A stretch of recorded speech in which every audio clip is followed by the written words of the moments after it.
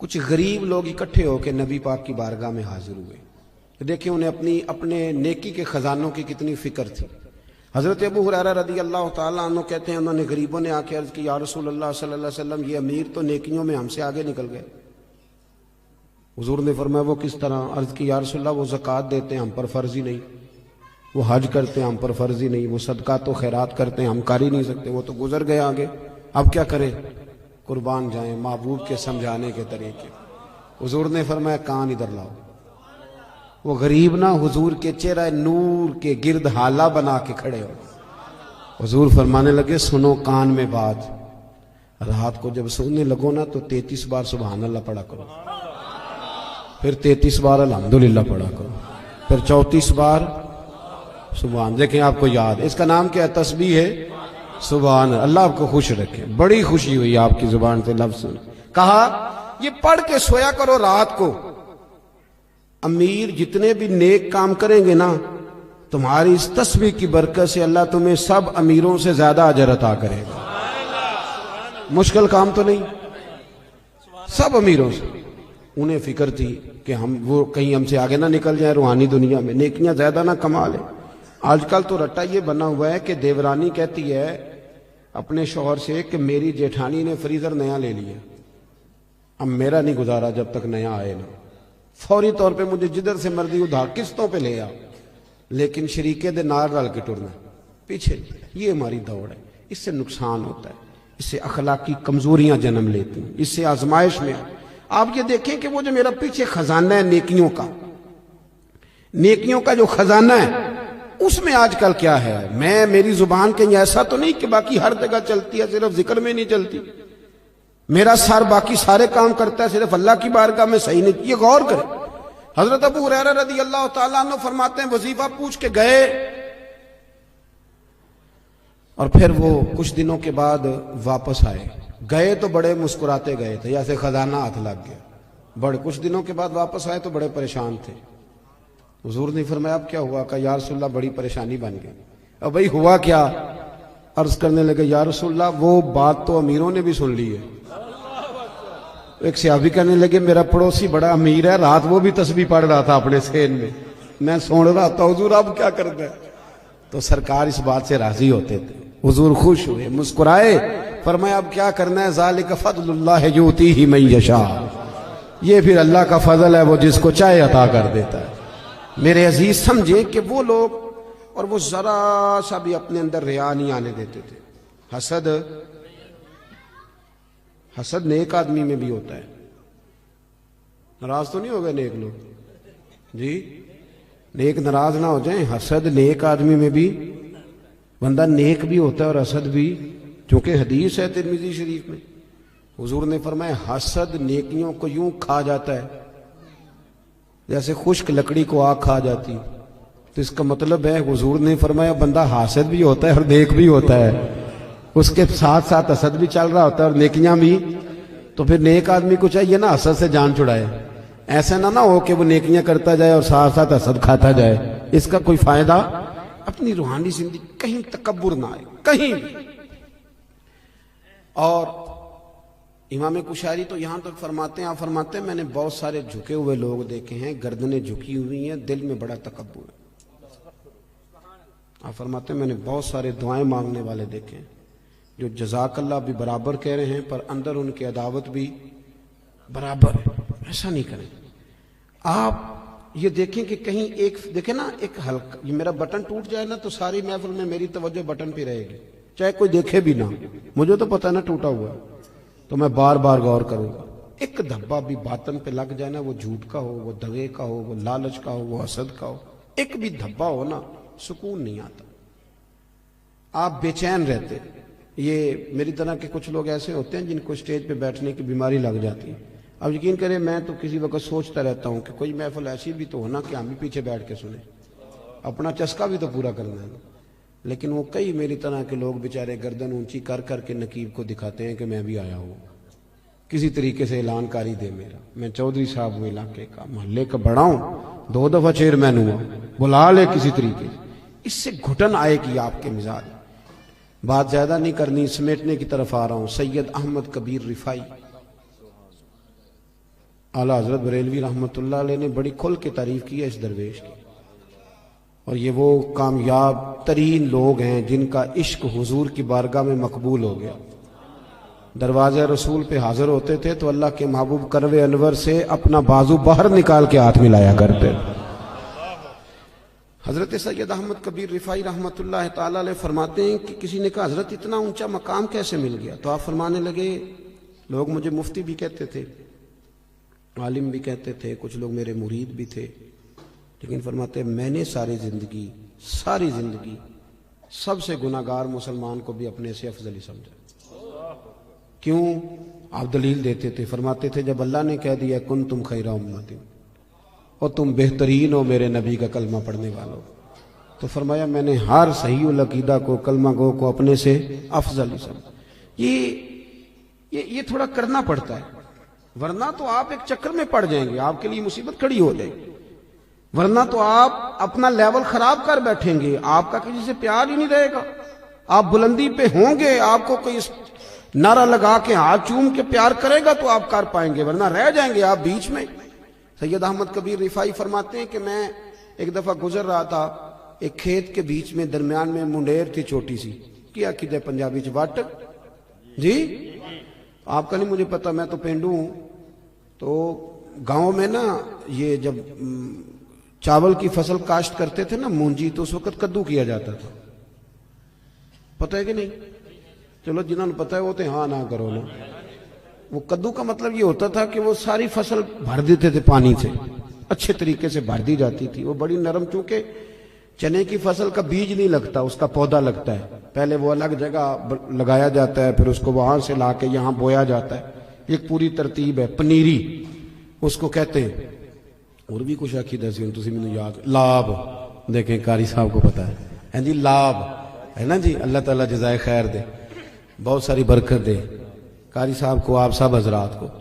तो वो इस तरह समझ लें कि फरमाते हैं मैं वट से मुंडेर से गुजर रहा था, इधर भी पानी था इधर भी पानी था। सैयद साहब कहते हैं जब मैं गुजर रहा था तो सामने से कुत्ता आ गया। अब कुत्ता भी खड़ा है गुजरने को, मैं भी खड़ा हूं, अब जो है वो टाइम थोड़ा है, मैंने असर की नमाज पढ़नी थी। अब वहां से दो बंदे नहीं गुजर सकते, एक ही गुजर सकता है। फरमाते हैं वो भी खड़ा मैं भी खड़ा। कुत्ता अगर नस्ली असली हो तो अल्लाह वालों का अदब करता है, आपको पता है ना साहब काफ के कुत्ते का। तो वो भी खड़ा हो गया, तो कहते मैं भी खड़ा हो गया। अब वो मेरी तरफ देख रहा है कि मैं हटूं, और मैं उसकी तरफ देख रहा हूं कि वो हटे। अब बात जब लंबी हो गई तो सैयद साहब फरमाते हैं मैंने दुआ की, मैंने कहा मालिक इसे जुबान ही दे दे, मैं को बात ही कर लूं। तो अल्लाह बड़ा करीम है, दुआएं मकबूल फरमाता है। कहते हैं कुत्ते को अल्लाह ने जुबान दे दी, तो मैंने उसे कहा यार जरा हट जा, मैंने जाना है।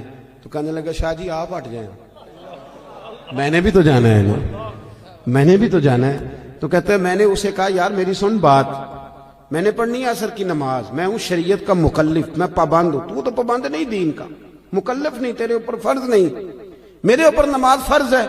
अगर मैं खेत में उतरूंगा तो कपड़े मेरे आलूदा हो जाएंगे और मुझे गुस्ल करना पड़ेगा, वुजू तो लेट हो जाऊंगा। तो तू चूंकि मुकल्लफ नहीं, तू उतर जा। तो कहते हैं उसने मुझे बड़ी अजीब बात कर दी, कहने लगा शाह जी खेत में उतरने से तो आपके कपड़े आलूदा होंगे, पर मुझे कुत्ता और हकीर समझकर अगर आपने खेत में उतारा तो आपका दिल आलूदा हो जाएगा और कपड़े तो धुल जाएंगे। वो क्या कहा था दरवेश ने? बाबा साहब कहने लगे राती जागे ते शेख सदा में, राती जागदे कुत्ते तैथों उत्ते, मालक दा दर मूल न छड़ दे, भाਵੇਂ मारो 100 जुत्ते तैथों उत्ते, एक बुरकी दा कदर पछानन, भाਵੇਂ मालक होवन सुत्ते तैथों उत्ते। उठ बुलिया चल यार मना ले, नहीं ते बाजी लै गए नहीं कुत्ते। उठ बुलिया चल यार मना ले, नहीं ते बाजी लै गए। सैयद साहब फरमाते मैं छलांग लगा के उतर गया खेत में, कपड़े आलूदा हो गए, मैंने धोए, नए सिरे से वुजू किया, कपड़े बदले, लेकिन मेरा दिल बड़ा ठंडा रहा कि मैंने हकीर नहीं जाना अल्लाह की। थोड़ी सी ना अपनी रूहानी जिंदगी पर भी तवज्जो दें, थोड़ी सी तैयारी करें, हमने जाना है कब्र में। लोग ना हजरत अब्दुल्ला इब्न मुबारक रहमतुल्लाह अलैह के आखिरी वक्त आया तो अम्मा भी रो रही थी, बच्चे भी रो रहे थे, बीवी भी रो रही थी। तो बीवी से कहने लगे क्यों रोती हो? तो कहने लगी तू मेरा सरताज है, तू है तो मैं बादशाह हूं, तेरे बाद कौन पूछेगा? میں अम्मा तू क्यों रोती है? तो माँ कहने लगी बेटे तो और भी हैं, पर तू फर्मा बरदार पुत्र था, तेरे बाद कौन पूछेगा? बच्चों से पूछा तुम क्यों रो रहे हो? कहने लगे अब्बा जिस तरह ब्याह करता है दूसरा तो कोई नहीं ना करता, तेरे बाद कौन पूछेगा? तो हज़रत अब्दुल्ला इब्न मुबारक कहने लगे ओहो, मैं समझ रहा था मुझे रो रहे हो, तुम तो अपनी ज़रूरतों को रो रहे हो, मुझे कहाँ रो रहे हो? और मैं रो रहा हूँ कि मैंने आगे क्या लेकर जाना। हमारी बाकी वज़ादारी ठीक है, अब कहाँ वो लोग मिलते हैं जिनके कपड़ों पे पाबंद लगे हो। अब गरीब आदमी भी अच्छे कपड़े पहनता है, हफ्ते में 2 दफ़ा गोश्त खाता है, अब कोई ऐसा मसला नहीं रहा। लेकिन वो जो हमारी रूहानी ज़िंदगी थी ना, देखिए ना मिशकात शरीफ में हदीस है, अल्लाह के रसूल सल्लल्लाहु अलैहि वसल्लम ने फरमाया अपने घरों में मस्जिद बनाओ, यानी घर में एक हिस्सा मखसूस करो नमाज के लिए। और हदीस के अगले लफ्ज़ ये हैं कि घर को कब्रिस्तान ना बना लेना। इसका मतलब है कि घर जिंदा उन लोगों का है जो घर में रहते हो और नफल पढ़ते हो, बाकी तो घर मुर्दा है, जितने मर्जी लोग बसते हों। एक लाइन है सूफिया की पूरी, हजरत फुजैल बिन अय्याज से लेकर इब्राहिम बिन अदम तक, एक लाइन पूरी, जो कहते हैं वैसे ही गुजर रहे थे तो किसी घर से कोई आयत सुनी तो हमारे अंदर तब्दीली आ, किसी घर से किसी के पढ़ने की आवाज सुनी तो तब्दीली आ गई, बदल गए, छोड़ दिए गुनाह। अब तो घरों से कुरान सुनने की आवाज आती नहीं, अब नहीं आवाज आती। देखो लोग नफ्सियाती मसाइल का बहुत ज़्यादा शिकार हो गए, डिप्रेशन है, टेंशन है, आवाज़ारी है, लड़ाई है। उसकी वजह यह है कि अपनी अकल की खोपड़ी से सारा कुछ ठीक करना चाहते हैं। अकल महदूद है, आप किधर तक भागेंगे इसको लेके? बहुत सारी चीज़ें अल्लाह रसूल पे छोड़ दें और अपने अपने जो मन के मैल कुचैल है उसको धोएं, अपने आप को समेटें, ज़्यादा टांगे नहीं दुनिया के अंदर फैलाएं कि जाती दफा इकट्ठी ना की जा सके।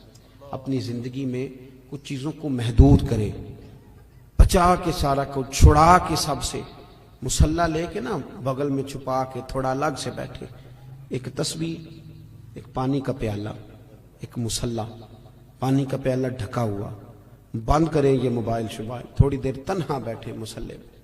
सलाहुद्दीन अय्यूबी बड़े परेशान रात को रो रहे थे, बड़े परेशान थे। एक बुजुर्ग से मुलाकात हुई, उन्होंने कहा क्यों रोते हो? कहने लगे हजरत जी जंग लड़नी है ईसाइयों से।